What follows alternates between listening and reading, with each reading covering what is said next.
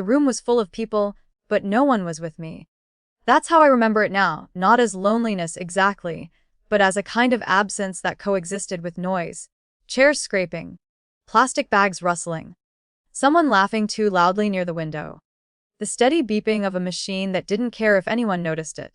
I had been cut open less than 12 hours earlier. The spinal had worn off unevenly, leaving a deep ache that spread instead of receding. My abdomen felt foreign, as if it belonged to someone else and I was borrowing it badly. The nurse had placed my son on my chest and told me skin to skin would help. She said it like a gift. At first, it was. Then minutes stretched. My arms trembled from holding him. My eyelids kept slipping shut, snapping back open with panic. I hadn't slept in almost 2 days. Every time I shifted, pain bloomed sharply enough to steal my breath. I asked quietly the first time, could someone hold him for just a little bit? I need to rest. My sister said, of course. Without standing up, my mother said, in a minute, honey. Someone else started telling a story about traffic. The baby stirred, warm and impossibly heavy. I tried to adjust him with one arm, but my incision pulled and I gasped before I could stop myself. I asked again later. Louder this time, embarrassed by how thin my voice sounded. Please. I really need to sleep. No one said no. They just didn't come back. Time in hospitals doesn't move like time anywhere else. It pools. It seeps. I remember watching the digital clock on the wall change numbers while conversations flowed around me like weather I couldn't step into. At some point, the room emptied without me noticing when. My mother said she was going to get coffee. My sister said she'd be right back. The door clicked shut. The hallway went quiet. I was alone with my son and the steady burn of my body trying to heal without permission. I stayed awake because I had to. I learned how to breathe shallowly so it wouldn't hurt as much. I learned how to keep my arms from shaking by bracing them against the bed rails. I learned that asking for help didn't mean it would come. The next morning, sun cut through the blinds in thin, accusing lines. A nurse came in and frowned gently when she saw me still holding the baby, eyes rimmed red, hair matted to my face. You didn't get any rest, she said. I shook my head. I didn't trust my voice. Later that day, while feeding my son, I scrolled my phone with my free hand. That's when I saw my mother's post. A smiling photo of her, my sister, my aunt, coffee cups raised, bright light behind them. The caption read, the best family vacation. So much love, vacation. I stared at the word longer than made sense.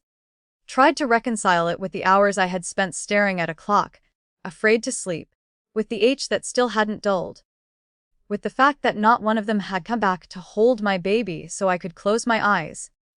No one mentioned it afterward. Not the night, not the post. When they visited again, they talked about how tired they were, about how hard it had been waiting in uncomfortable chairs. I didn't correct them. Recovery happened slowly and mostly alone. 6 weeks is a strange amount of time. It sounds substantial, but it's nothing when your body is still bleeding and your strength hasn't returned. I moved carefully through days that blurred together. Feeding. Changing. Rocking. Sitting down too fast and regretting it. My phone stayed mostly quiet. Occasional check-ins. Heart emojis. Requests for pictures. No offers to come help. Then one afternoon, while my son slept against my chest, my phone began vibrating like it was alive. It didn't stop. Call after call. Message after message. My name flashing on the screen, again and again. I felt a familiar tightening, the reflex of urgency trained into me over years. I opened the messages.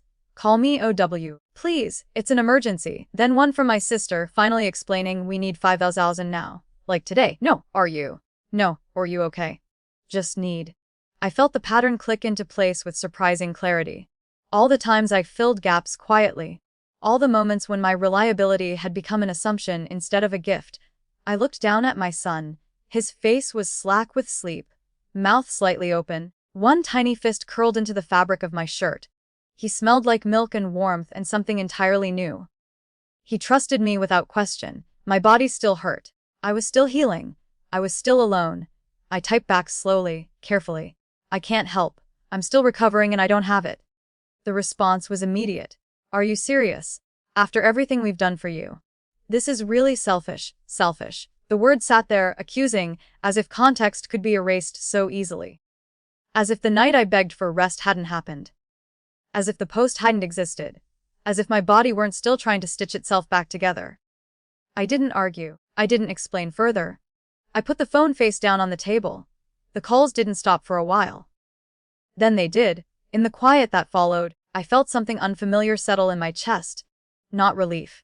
Not victory, alignment. For the first time since becoming a mother, my actions matched my reality. I was depleted and I acted like it. I protected what little strength I had left. The fallout came later, in subtler ways. Fewer messages. Tighter conversations. A coolness that suggested disappointment I was meant to fix. I didn't. Some nights, when the house is finally quiet and my son sleeps deeply enough that I can breathe normally again, I think about that hospital room. About how full it was. About how empty it felt. I don't know if my family will ever see it the way I do.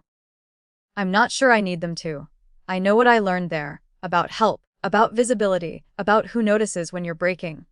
And I know what I chose 6 weeks later, looking down at my son. I chose not to disappear politely anymore.